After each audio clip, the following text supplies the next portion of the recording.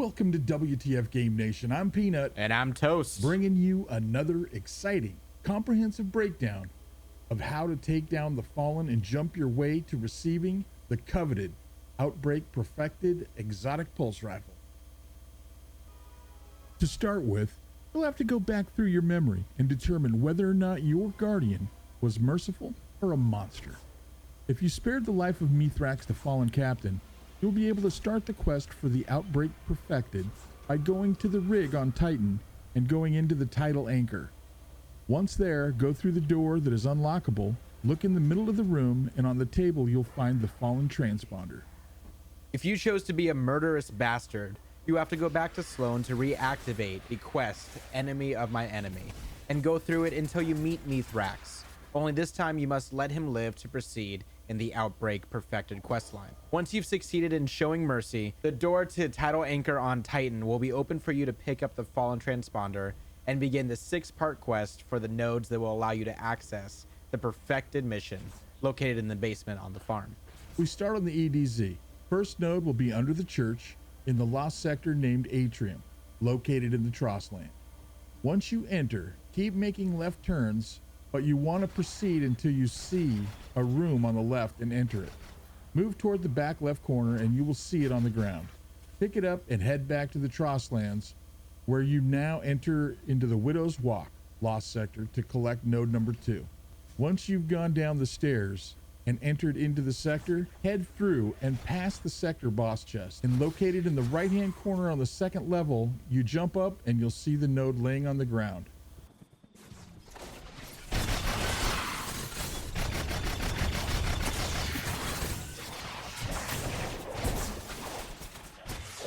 Off to Sector 3. This node will be in the Drain sector, in the outskirts. The node is towards the end of the Lost sector, close to where the boss is. Go to the big open space just past the boss and down the stairs.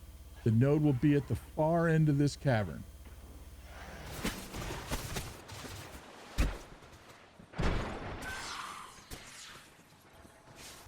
The next node will be the last one on Earth, and it is in the Whispered Falls in the outskirts. This one is actually close to the beginning of the Lost sector.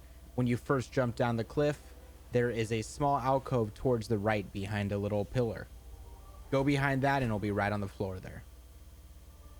The next 2 nodes are over on Nessus. The first one is in the Rift Lost sector over in Exodus Black.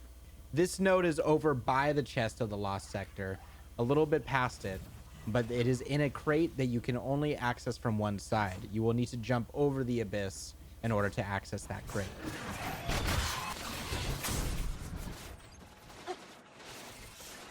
The final node is in the Carrion Pit in the Glade of Echoes section of Nessus.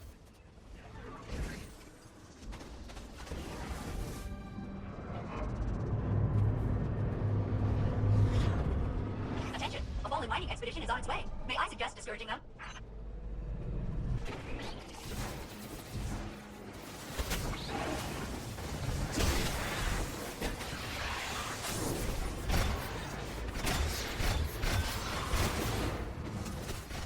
This one is also by the Lost Sector chest, just to the right of it, behind a wall.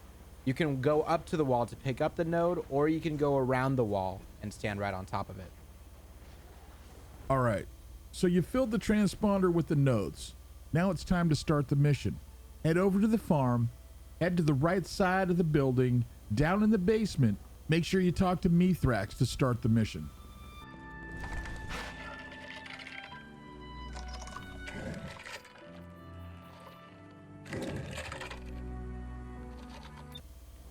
Once you've accessed the event, you will spawn in the North Tower. You run through the alley, and at the far right-hand side, all the way in the back, there will be a tunnel that leads you into the next encounter. You will fight several sniper shanks, shielded enemies that include Captain, Shanks, and Invis douchebags that will chop-o-matic your ass in seconds.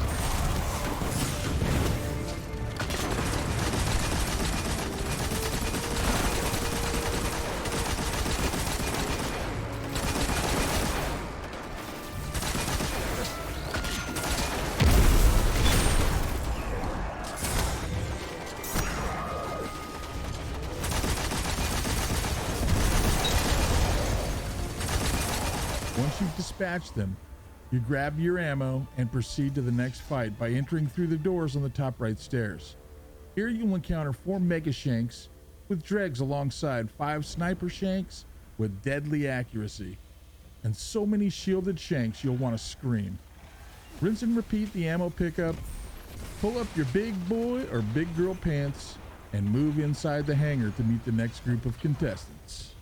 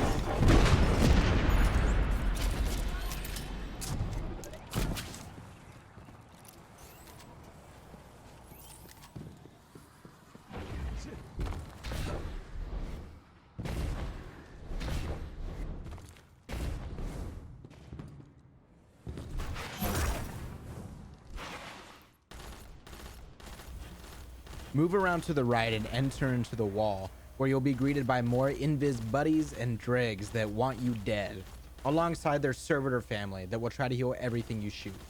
We recommend using a super up on the top level, whether it's a Nova Bomb or a Sentinel, or even hammers. Once the top level combatants have been deleted, jump down and you will see a fallen walker and several servitors that will try to slow you down and stop you from moving forward. Whisper is always a good option for spider tanks. We've found several items that can be very helpful along the way. If you're a Titan, Solar works well with top tree hammers. And if you're Void, the Sentinel bottom tree with Doom Fangs can clear a room quicker than a fart. If you're a hunter at heart, let me say, first off, sorry. And then we're going to recommend Void top tree with Orpheus Rigs. Or if you're an Arc Strider, top tree with Liar's Handshake. That'll clear and damage a ton. Finally, Warlocks, you keep being you. Plant that sword in the ground and make sure your buddies shoot all the enemies from inside the circle. And if you're being a Void Warlock, make sure you got the Skull of Ahamkara with your Nova Bomb. Once completed, move through and take care of the next section that will include a Mega Shank, Shielded Captain, and some Sniper Vandals. As far as weapon loadouts go, you're going to want to have something that is long range and something that is close range. Snipers are really nice for distance. Also, pulse rifles such as the Blast Furnace or Bygones or Go Figure are great as well. For heavy weapons, I use the Whisper of the Worm. Thunderlord is also a great ad control weapon. Other exotic options are the Arbalest, which is great for one-shotting Shanks. A real big thing that was helpful for us here are the mods from the Scourge of the Past raid, if you are lucky enough to get one of those. Fallen Armaments will give you back heavy ammo every single time you kill an enemy with a grenade, and Fallen Absorption will give you back a grenade every single time that you break an enemy's shield. So you can kind of go back and forth, use your grenade to get heavy ammo, and then break an enemy's shield to get that grenade back.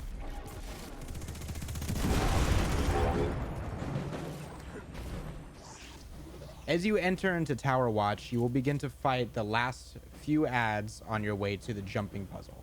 The chance of getting lost here is quite easy. There are many doors, grates, and ledges to choose from. Pick well and you gain time, but if you choose poorly, you will join the many others lined up at the farm to try again and collect their participation trophy.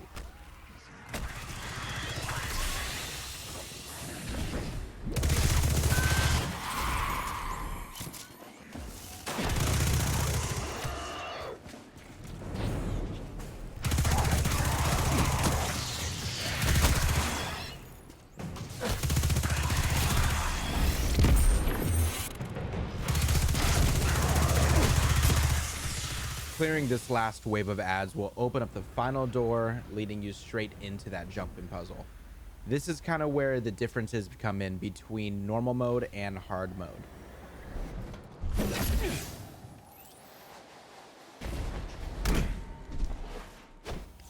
On normal mode, in order to get the Outbreak Perfected, you're going to want to take a left and head underneath the ship where there will be an open grate and a hole leading you to an air duct. Follow that air duct on a pretty straightforward path and you'll find another one. And once you enter into this room, take a left. Exiting this air duct, there are 6 doors down below you. Only one will take you to the right location. The other 5 of them will kill you. You're going to want to take the door that is on the closest bottom left.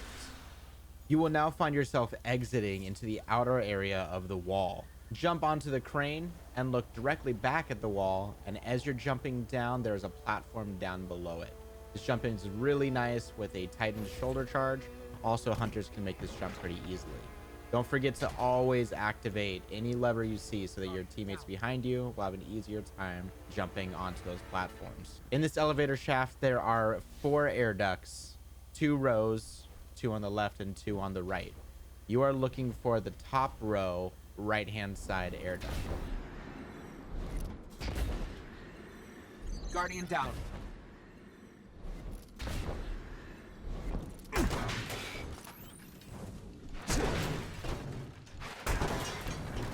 Exiting this air duct will lead you into the fans of doom. Each fan has one little divot on the outer edge that you can exit through to a lower level. Just make sure to not hit any of the fans on the way down. You can also stop on the middle of the fan blade, and that is a safe area to stand and reorient yourself.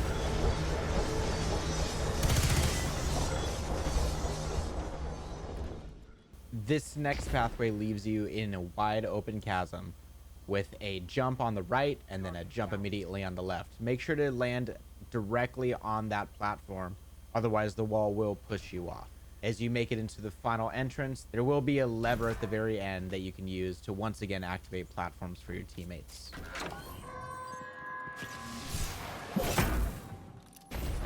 Guardian down.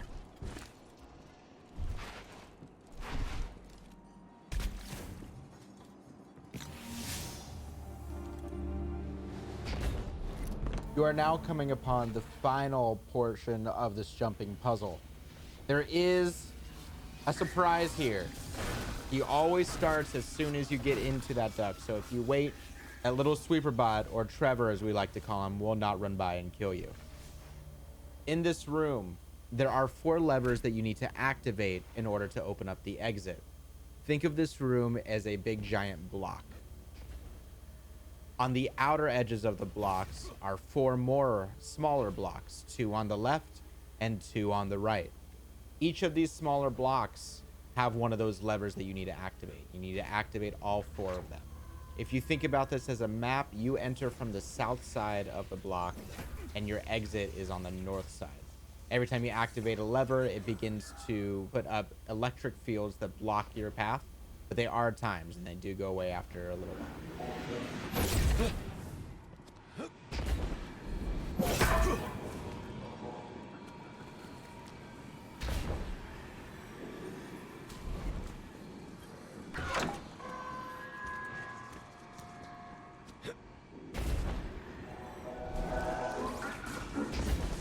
Trevor has a very set path, a designated path, and if you find that he is coming straight towards you, you can jump into this open chasm in the middle, or there are little vents that you can duck into on the side.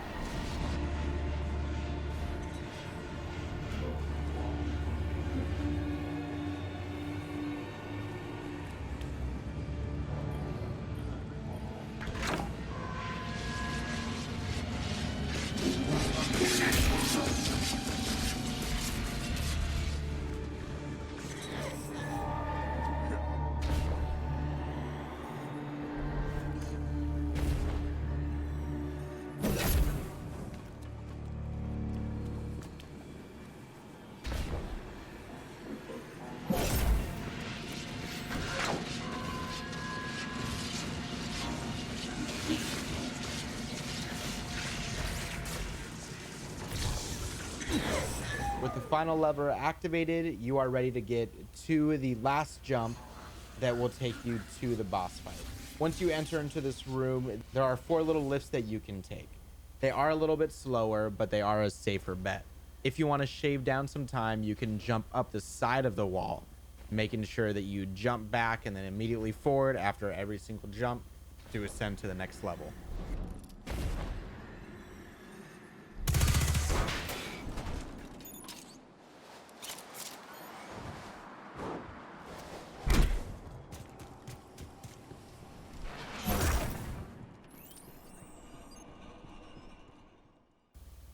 In this room, there is a trap door hidden on the back. If you go up to that symbol on the wall, the door will open up. That'll allow you access into a room before the boss room. Now you just need to go into the very back of the room, towards the room on the right. There's a hole in the floor, and then the rest of the path is extremely straightforward on the way to that final fight.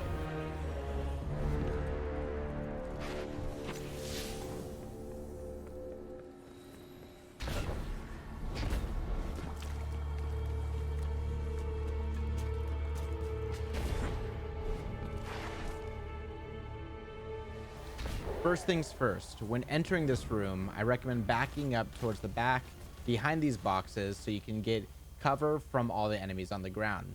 These snipers are always going to be the guys that you're going to want to take down first, and they're on top of those platforms. The platforms do have turrets on them, but if you stay towards the back of the room, they will not shoot you, so you do not need to worry about them. Right now, the goal is to spawn both of the servitors in the room.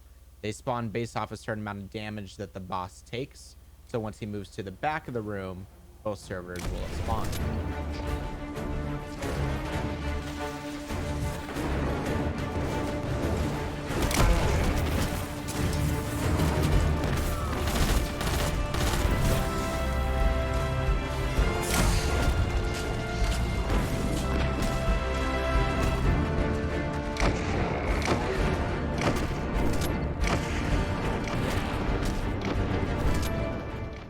After killing both servitors, force the boss to move one more time. He will spawn more shanks above him, and then after you move him again, some spider tanks will spawn. Once again, if you do have fallen armaments and fallen absorption, they are great for killing these shanks, especially magnetic grenades on a Titan.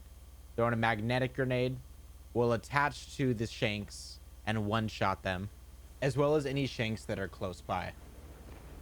In the meantime, filling up your grenade energy and your heavy ammo. Guardian down.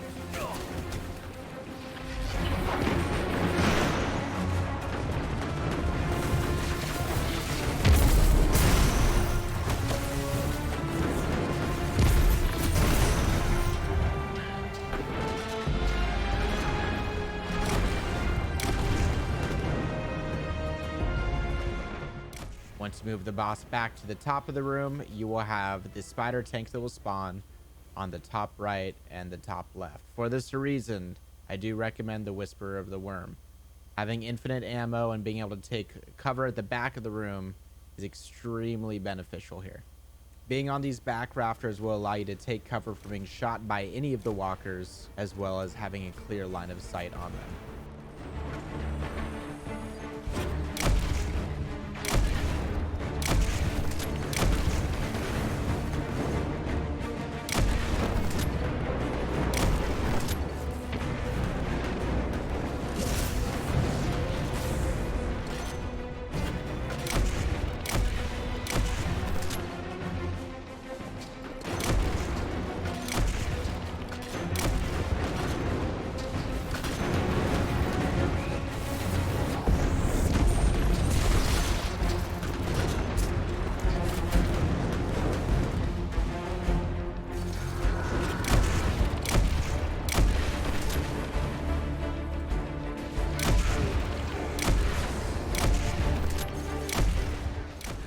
I think the best place to put yourself for this entire fight is at a higher elevation. You always want to be able to have an aerial view over all the enemies, looking down on them so nobody can hide behind boxes, and so it's harder for them to get a shot on you. While you're here fighting the boss, make sure to get the snipers down so that they can't shoot you from wherever you are. One teammate can focus on DPS of the boss while the other teammate focuses on ad control.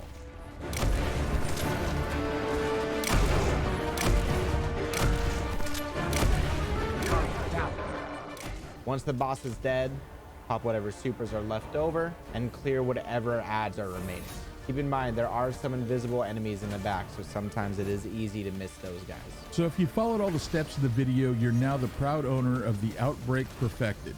Make sure to get the catalyst that you follow the same mission up on Heroic. Make sure you follow up on a weekly basis to get that catalyst completed. Once the catalyst is complete, the gun becomes that much more deadly. Future video will detail the differences between normal and heroic. Keep your eyes open for that. Thank you for coming in and spending time watching this video. If you liked it, please like, follow, and subscribe. Other than that, you can catch Toast and myself daily, pretty much, on Twitch. Twitch.tv/WTFGameNation. Be a member of Pound for Pound, the best community on Twitch. Thank you for your time. I hope you enjoyed the video. We'll see you on the next one.